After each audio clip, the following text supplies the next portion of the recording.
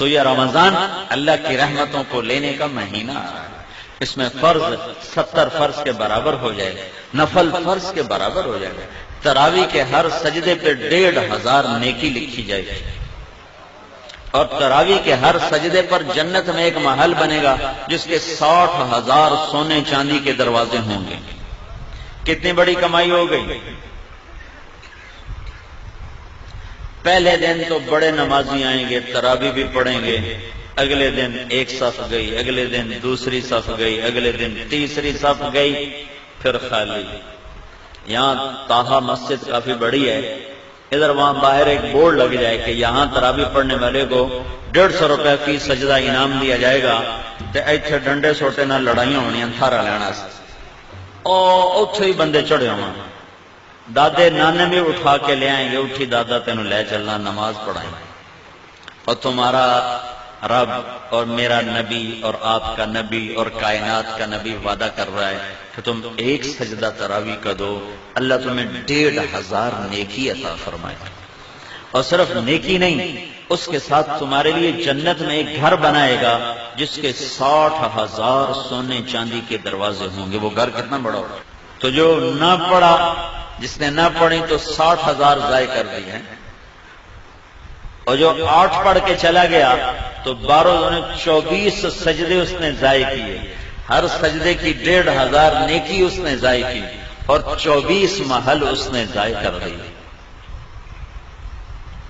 اور آخری رات کی بخشش سے محروم ہو گیا۔ آخری رات اللہ فرماتا ہے رات کی تراویح دن کے روزے کے بدلے میں میں نے انہیں معاف کر دیا ہے۔ تو رمضان کو بھائیوں اللہ کی رحمتوں کے لینے کا اور دعوت کے کام کے دنیا میں زندہ کرنے کا یہ ذریعہ بناؤ، یہ بہت بڑا سبب، چونکہ شیطان قید ہو جاتا ہے، دوزخ کے دروازے اللہ بند کر دیتا ہے، پہلے آسمان پہ اللہ کا عرش آ جاتا ہے اور اللہ اعلان کرتا ہے مانگنے والے آ جاؤ، لینے والے آ جاؤ۔ تو تراویح میں سستی نہ کرو، افطاری میں احتیاط کرو۔ وہ افطاری میں اتنا کھا لیتے ہیں، اتنا کھا لیتے ہیں، وہ ڈھٹے پہ ہوں، اٹھا ہی نہیں جاتا۔ تراویح کے میں پڑھیے، پکوڑے بھی اندر، سموسے بھی اندر، پیس بھی اندر، 7 اپ بھی اندر، روح افزا بھی اندر، اتو کوئی اور بنا لدی تو وہ بھی اندر، تالی روٹی کھاونی، پیچھے روٹی بھی کھاونی۔ ہوں اتنا کھا کے تو عشاء ہی نہیں پڑھی جاتی، تراویح کے میں پڑھیاں جاتی۔ احتیاط کرو، تھوڑی سی افطاری کرو، تھوڑی سی، جیسے طبیعت پہ بوجھ نہ ہو۔ مغرب پڑھو، عشاء پڑھو، تراویح پڑھو، پھر کھانا کھا لو۔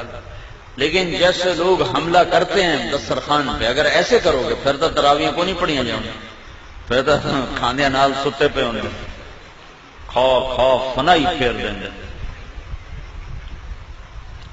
تو اپنے پر ظلم نہ کرو، کھجور لو، کوئی اور کوئی ہلکی پھلکی چیز لے لو، پانی پی لو، چائے پی لو، بشاشت کے ساتھ آپ تراویح پڑھ لو، اس کے بعد بھاویں پوری پرات کھا جاؤ، لیکن روٹی کے پیچھے تراویح ضائع نہ کرو۔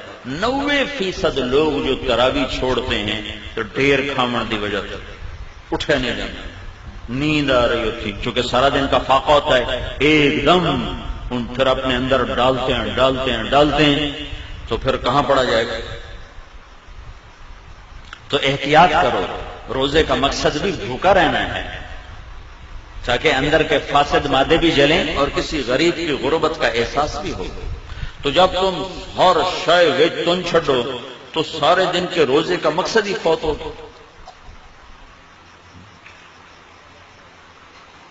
وہ دسترخوان اٹھ رہا تھا تو ایک ساتھی کہنے لگے ہائے مطلب چنگا کھا پی، کہنے لگے ہائے، دوسرے نے پوچھا ہائی کیوں کی کہ اے سارا واپس کیوں جاندا پہ، ہن اندر لے جاون دی جگہ تو ہے کوئی نہیں، اے سارا واپس کیوں جاندا پہ۔ تو گرمی کے روزے آ رہے ہیں، ڈرو نہیں، بھوک سے پیاس سے ڈرو نہیں، اللہ آخرت کی پیاس سے بچائے گا، اللہ موت کے وقت کی پیاس سے بچائے گا، اللہ حشر کی بھوک اور پیاس سے بچائے گا۔ اور اللہ تعالیٰ فرماتا ہے روزے کا بدلہ میں خود ہوں، اور اللہ کا نبی اپنے ہاتھوں سے کوثر کا جام پلائے گا اور خود اللہ تمہیں پلانے والا ہوگا وَسَقَاهُمْ رَبُّهُمْ شَرَابًا طَهُورًا، اللہ خود تمہیں اپنی جنت کے جام پیش فرمائے گا، کلو میرا بندہ آج یہاں بھی تیرا رب ساقی ہے۔ تو بھوک اور پیاس سے ڈرو نہیں، یہ میرے رب کی عطا ہے کہ وہ اپنے بندوں کو تھوڑی سی بھوک دے کر ہمیشہ کی بھوک سے بچانا چاہتا ہے، تھوڑی سی پیاس دے کر ہمیشہ کی پیاس سے بچانا چاہتا ہے۔ اور اپنے دل کو بغض اور کینے سے پاک رکھو کہ کینے اور بغض سے بھرا ہوا دل رمضان میں بھی نہیں اللہ کی رحمت کے سائے میں آتا۔ لڑے ہوئے صلح کرو، روٹھے ہوئے مان جاؤ، ورنہ رمضان کی برکتوں سے محروم ہو جاؤ گے۔ چھوٹے پن جاؤ، نیچے جھک جاؤ، نیچے پڑ جاؤ، تاکہ اللہ پاک پچھلے سال کے سارے گناہوں پر قلم پھیر۔ رمضان کا مطلب ہے جل جانا، رمضان یرمض، جل جانا۔ تو رمضان کے مہینے کا نام رمضان کیوں رکھا گیا ہے کہ اس میں اللہ تعالیٰ پچھلے سال کے سارے گناہوں کو جلا کے ختم کر دیتا ہے، اس لیے روزے کے مہینے کا نام رمضان رکھا گیا ہے۔ تو میرے بھائیو، یہ اللہ کے دربار میں کمائی کا سیزن آ رہا ہے۔ رمضان شہر رمضان الذی انزل فیہ القرآن، اسی میں میرے نبی کو نبوت ملی، رمضان میں نبوت ملی۔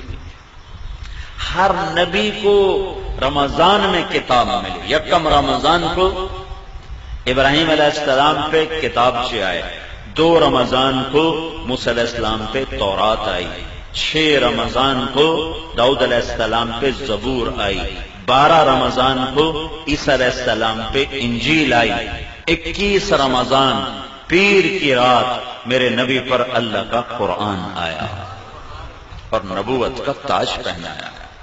اس میں شب قدر اللہ نے رکھی، 21، 23، 25، 27، 29، 5 راتیں جاگ لو، 1000 مہینے کی عبادت سے زیادہ کا اجر اپنے خزانوں میں، اپنے کتاب میں لکھوا لو، اور اللہ کے خزانوں سے ساری زندگی کے گناہ معاف کروا لو اور جنت کے فیصلے کروا لو، صرف 5 راتیں جا کر 5۔ اعتکاف بیٹھنے والا تو سویا ہوا بھی ہو تو عبادت لکھی جاتی، جو اعتکاف میں ہمارے نبی نے ساری زندگی اعتکاف میں چھوڑا، ساری زندگی، اور جس سال دنیا سے جانا تھا اس سال آپ نے ڈبل اعتکاف کیا، 20 دن کا اعتکاف کیا۔ نہیں، آپ نے 11 ہجری میں آپ کا وصال ہوا ہے تو 10 ہجری کا جو رمضان آیا اس میں آپ نے 20 دن کا اعتکاف فرمایا۔ ہر سال آپ رمضان میں اعتکاف میں بیٹھتے تھے مستقل، اور ایک دفعہ آپ نے اعتکاف اپنا توڑ دیا کسی وجہ سے، تو پھر شوال میں آپ نے 10 دن کا اعتکاف فرمایا۔ اعتکاف کرنے والا ایسا ہے جیسے اللہ کے دربار پہ جا کے بیٹھ گیا، جو سخی کے در پہ بیٹھتا ہے وہ لے کے ہی اٹھتا ہے۔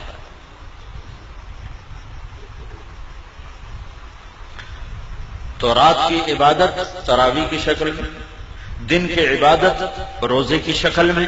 رمضان میں اللہ کی راہوں میں پھرو گے تو ہر روزہ کروڑوں گنا اوپر چلا جائے گا۔ میرے نبی نے فرمایا، نفل روزے کے بدلے میں ساری دنیا سونا بنا کے دے دیں تو اس کا بدلہ نہیں ہے، تو فرض روزے کا کون جان سکتا ہے کہ اللہ کیا دینے والا ہے؟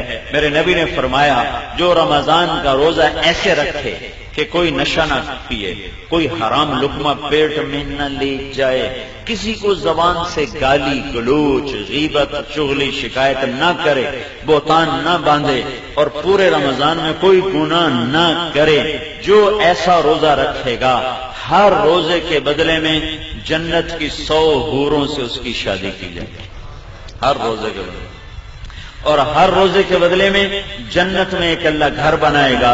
اگر پوری دنیا اس گھر میں رکھو تو یوں وہ اس گھر میں نظر آئے گی جیسے پوری دنیا میں ایک بکری نظر آتی ہے، ایسے ہی پورا جہان اس محل میں بکری کی طرح نظر آئے گا۔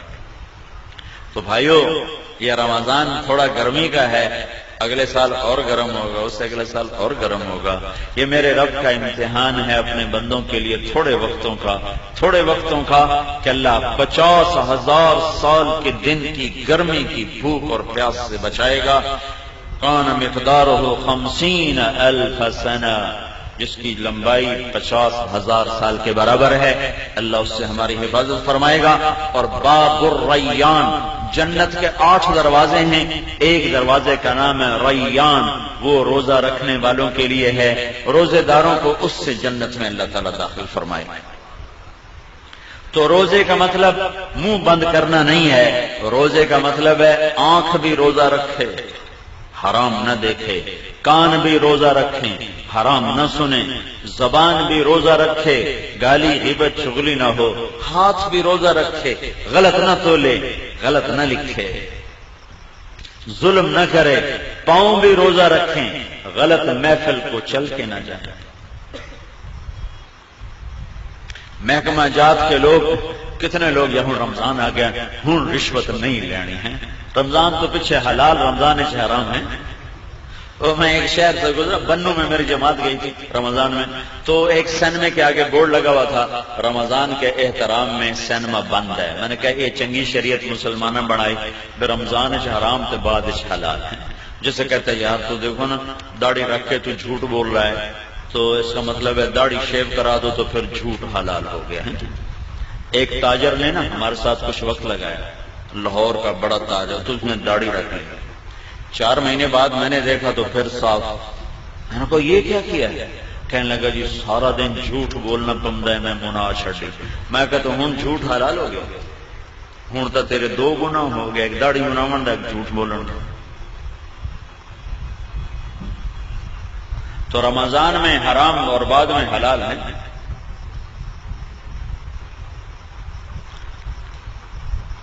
تو جو شریعت میرے رب نے حرام کی، شریعت میں جن چیزوں کو حرام کہا ہے وہ رمضان میں بھی حرام ہے، بعد میں بھی حرام ہے۔ تو بھائیو سارے جسم کا روزہ رکھو اور اللہ کی راہوں میں نکل کر اپنے روزوں کو قیمتی بناؤ اور تسلی رکھو۔